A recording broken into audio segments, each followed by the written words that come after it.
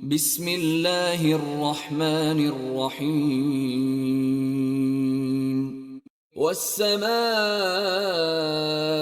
wat-tariq. Wa ma adraka mat-tariq. An-najmu ats-tsaqib. In kullu nafsin lamma 'alayha hafiz. فلينظر الإنسان مما خلق من ماء دافق يخرج من بين الصلب والترائب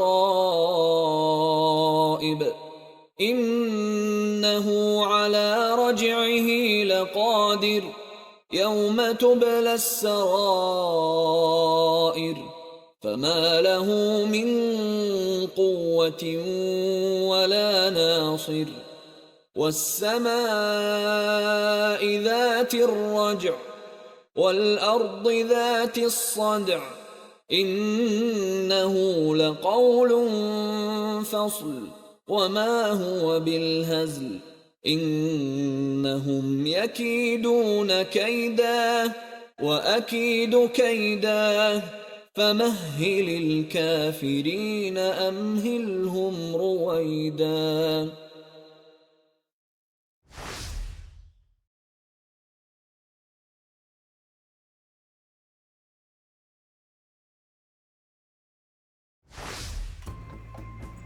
Assalamualaikum warahmatullahi wabarakatuh.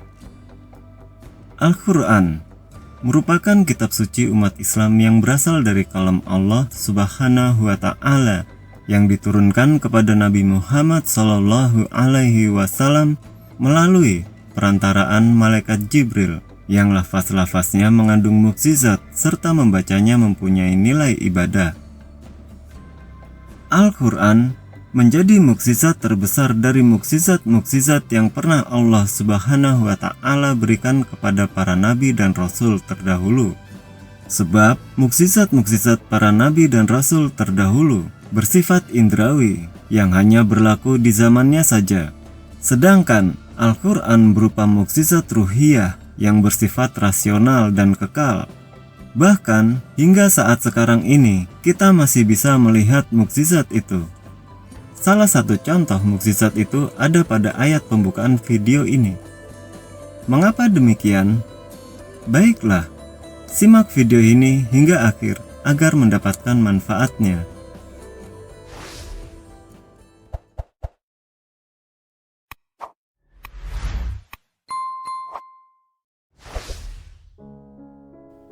Seribu 400 tahun yang lalu, Al-Quran telah memberitahukan kepada kita bahwa pada surat At-Tariq ayat 6-7 disebutkan, Dia diciptakan dari air yang terpancar, yang keluar dari antara tulang sulbi dan tulang dada. 1400 tahun yang lalu tidak ada yang mengetahui bahwa tulang mempengaruhi kesuburan reproduksi, khususnya pada reproduksi pria. Dan ternyata, saat ilmu pengetahuan telah berkembang pesat di zaman modern ini, telah ditemukan fakta bahwa kerangka sangat berpengaruh terhadap kesuburan sperma pria. Berikut ini adalah fakta bahwa kesuburan pria ada di tulang, dan ini membuktikan bahwa kerangka berperan dalam reproduksi. Para peneliti dari Columbia University Medical Center baru-baru ini menemukan suatu fakta menarik yang dapat mengubah pandangan kita terhadap peran kerangka dalam mengatur kesuburan pada laki-laki. Temuan ini melibatkan hormon yang dilepaskan oleh tulang yang dikenal sebagai osteokalsin. Jadi, seperti apa peran kerangka sebenarnya? Ternyata, pada penelitian itu ditemukan hasil bahwa kerangka memiliki peran penting dalam mengatur kesuburan pada tikus jantan. Osteokalsin, hormon yang dilepaskan oleh tulang, bertanggung jawab atas regulasi ini. Sebuah penemuan yang cukup mengagumkan, mengingat penelitian kerangka sebelumnya hanya berfokus pada penelitian kepada estrogen dan massa tulang. Namun, ada suatu ironi menarik yang ditemukan oleh para peneliti.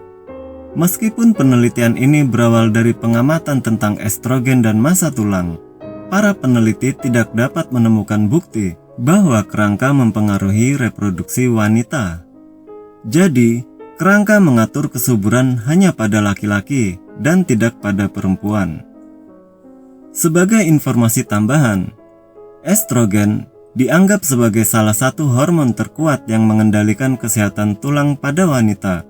Setelah ovarium berhenti memproduksi estrogen pada wanita pasca menopause, massa tulang dapat mengalami penurunan tajam dan dapat menyebabkan resiko osteoporosis. Penting untuk dicatat, hormon seks seperti estrogen pada wanita dan testosteron pada pria dikenal memainkan peran dalam pertumbuhan tulang. Namun, sebelum temuan ini, fokus penelitian lebih condong pada bagaimana hormon seks mempengaruhi kerangka tanpa menyelidiki peran kerangka dalam sistem reproduksi secara keseluruhan. Jadi kesimpulannya adalah, kerangka mempunyai peran penting untuk mengatur kesuburan pada laki-laki melalui hormon yang dihasilkan oleh tulang yang dikenal sebagai osteokalsin. Sebab, selama bertahun-tahun, tulang hanya dianggap sebagai bagian jaringan tubuh yang relatif statis, berfungsi hanya sebagai penopang mekanik. Namun, pandangan klasik ini mengalami perubahan besar dalam dekade terakhir. Kini, sains telah berkembang pesat. Kita menyadari bahwa kerangka bukan hanya sekedar penerima hormon, melainkan juga merupakan organ endokrin yang kompleks. Suatu revolusi dalam pemahaman kita terhadap tulang dimulai. Tidak hanya sebagai struktur mekanik, ternyata kerangka juga memiliki peran penting dalam menjaga keseimbangan glukosa dan fungsi reproduksi pada pria. Osteokalsin, molekul yang dihasilkan oleh osteoblast, menjadi kunci dalam mengatur homeostasis glukosa dan mendukung reproduksi pria. Osteokalsin yang belum mengalami karboksilasi berinteraksi dengan reseptor G-couple GPRC6A di sel beta pankreas, meningkatkan sekresi insulin. Di otot dan jaringan adiposa putih, ia berperan dalam mempromosikan keseimbangan glukosa. Tak hanya itu, osteokalsin juga memberikan dukungan dalam biosintesis testosteron di sel Leydig testis. Penemuan terbaru mengungkap bahwa osteokalsin memiliki peran melalui sumbu pankreas tulang testis secara independen dari sumbu hipotalamus hipofisis testis. Hal ini mempromosikan biosintesis testosteron dan membuka wawasan baru terhadap fungsi reproduksi pria. Secara keseluruhan, hasil penelitian ini mengungkapkan pentingnya peran endokrin kerangka dan memberi keyakinan untuk menyelidiki lebih lanjut fungsi endokrin tambahan dari organ yang selama ini dianggap hanya sebagai penopang mekanik. Inilah salah satu dari sekian banyak mukjizat Al-Quran dalam dunia ilmiah, di mana penemuan kecil dapat mengubah paradigma kita terhadap interaksi kompleks antara berbagai sistem dalam tubuh.